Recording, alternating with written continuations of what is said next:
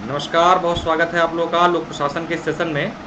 और अपना हम लोग उत्तर लेखन कार्यक्रम जो इसकी शुरुआत की थी उसको लेके आप तक आ चुके हैं और हम लोग अपना सेशन कंटिन्यू करेंगे। देखिए, ये उत्तर लेखन कार्यक्रम का संचालन जो है शुरू किया जा चुका है और आप लोग जो लोग भी इंटरेस्टेड हैं फटाफट बिना देरी के इन नंबरों पर संपर्क करके एडमिशन का प्रोसेस पूरा कर लें, ताकि इसको जो है हम लोग रेगुलर बेस पे कंटिन्यूस वे में उपलब्ध कराएं। प्रोग्राम है 75 डेज़ का ये, और इसमें हम लोग 150 क्वेश्चन जो है आपको उपलब्ध कराएंगे पेपर 1 और 2 के वीडियो फॉर्मेट में, और साथ साथ में आपको पीडीएफ नोट्स भी इसका मिलेगा।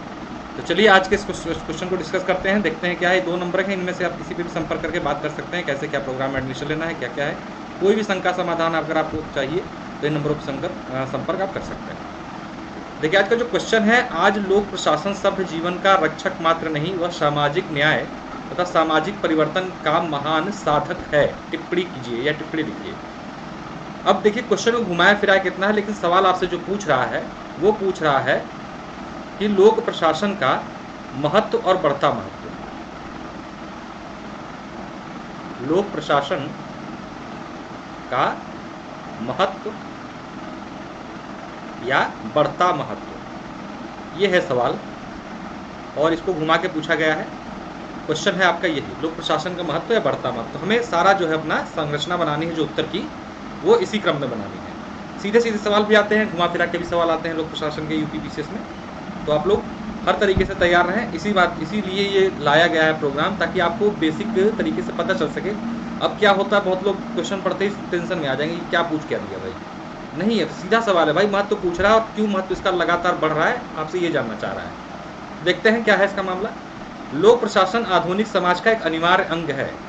व्यक्ति जन्म से लेकर मृत्यु तक प्रत्येक गतिविधि प्रशासनिक एजेंसियों से प्रभावित होती है। बात कही गई है लोक प्रशासन के संदर्भ में गर्भ से कब्र तक, यानी जब बच्चा पैदा होता है तब से लेकर उसका पंजीकरण से लेकर जन्म पंजीकरण से लेकर मृत्यु पंजीकरण तक सब कुछ प्रशासनिक क्रियाकलाप के अधीन जो है बीतता है। चाहे राजतंत्र हो या लोकतंत्र, लोक प्रशासन सरकार की बुनियाद है। देखिए, मैंने जैसा बताया हुआ आप लोगों को, जो लोग बच्चे मेरे क्लास में रेगुलर क्लास करते हैं उनको बताता हूं मैं कि हर क्वेश्चन में कम से कम 2 डेफिनेशन दें आप, ठीक है। 90% सवाल ऐसे होते हैं जिसमें डेफिनेशन दी जा सकती है, तो मैंने 4 डेफिनेशन इससे संबंधित यहाँ पर रखी हुई हैं। आप इनमें से कोई सी भी 2 जो है उपलब्ध करा सकते हैं। आसान जो आपको लगे, जैसे देखिए नीग्रो की भी डेफिनेशन आसान है, इसको आप ले सकते हैं।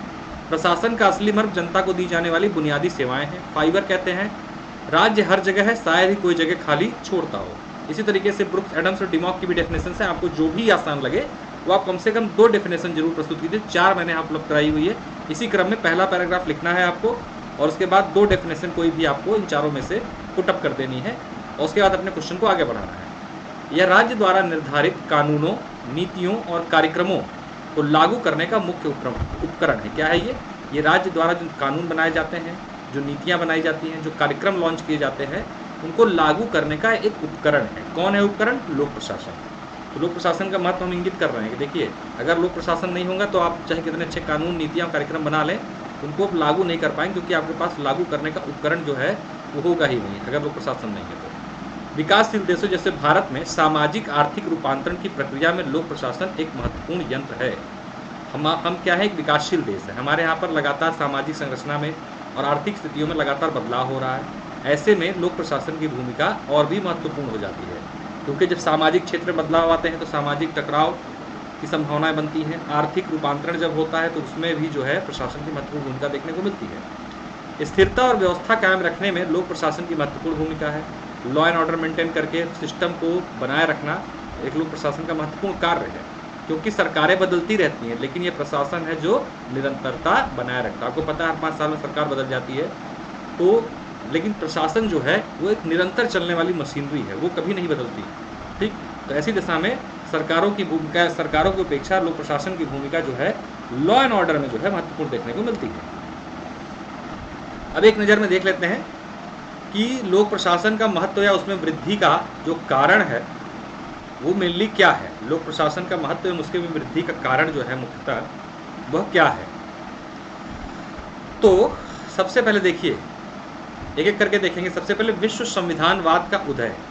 विश्व संविधानवाद का उदय मतलब कि एक जो ग्लोबलाइजेशन की प्रक्रिया शुरू हुई थी हमारी, उस ग्लोबलाइजेशन की प्रक्रिया में हम देखेंगे उस ग्लोबलाइजेशन की प्रक्रिया में क्या क्या हुआ।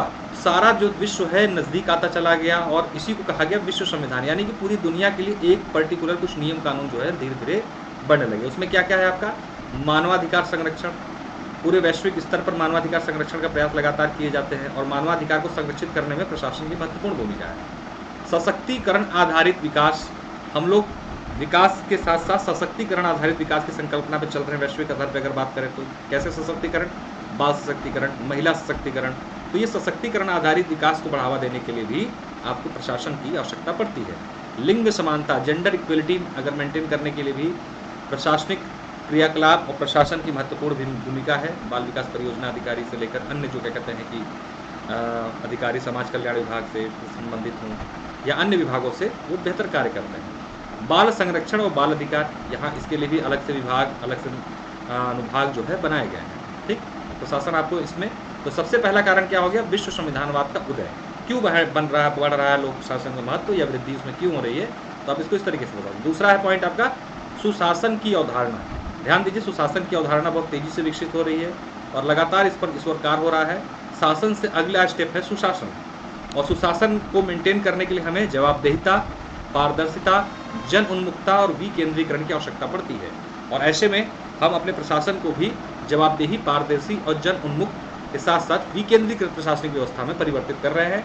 और इस वजह से इन चीज़ों को मेंटेन करने में भी और इन चीज़ों को लागू करने और इन चीज़ों को आगे बढ़ाने के लिए हमें लोक प्रशासन की महत्वपूर्ण भूमिका देखने को मिलती है।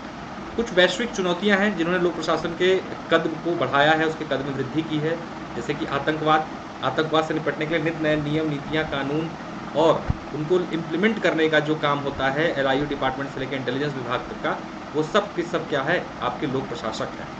जलवायु परिवर्तन, देखिए जलवायु परिवर्तन, या आप कह सकते हैं इसमें एक चीज़ों को और जोड़ सकते हैं, नीचे अभी जोड़ेंगे।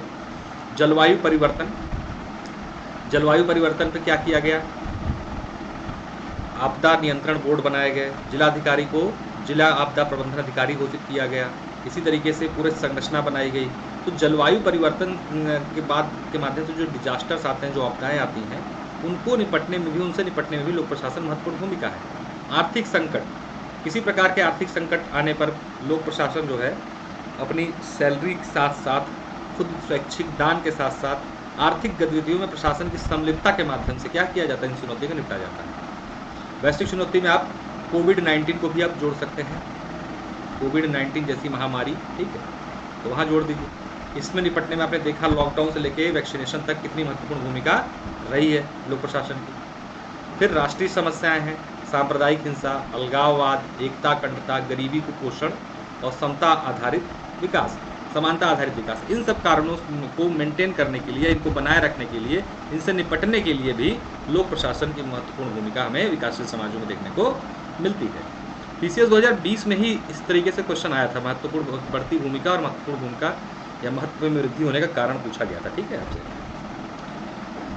फिर आते हैं सरकार का मुख्य कार्यकारी अंग होने के कारण प्रशासन सरकार का आधार है। FLB कहते हैं कोई भी सरकार बिना प्रशासन के कायम नहीं रह सकती।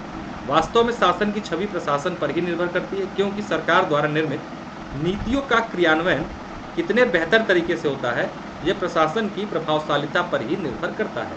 तो हम क्या कर रहे हैं अपने आंसर में, अब हम एक तो हमने वहाँ पे उसके माध्यम से फ्लो चार्ट के माध्यम से बता ही दिया, लेकिन हम अब यहाँ पर भी एक अच्छे शब्दों के माध्यम से भी बताने का प्रयास जरूर करें, क्योंकि वरना आपका उत्तर 200 से 250 दिन कैसे पूरा होगा भाई।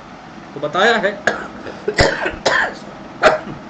सॉरी FLB महोदय ने कि प्रशासन ही वास्तव में जो नीतियों का क्रियान्वयन करता है या जो प्रभावशील नीतियां लागू की जाती हैं, उनका मुख्य आधार प्रशासन होता है।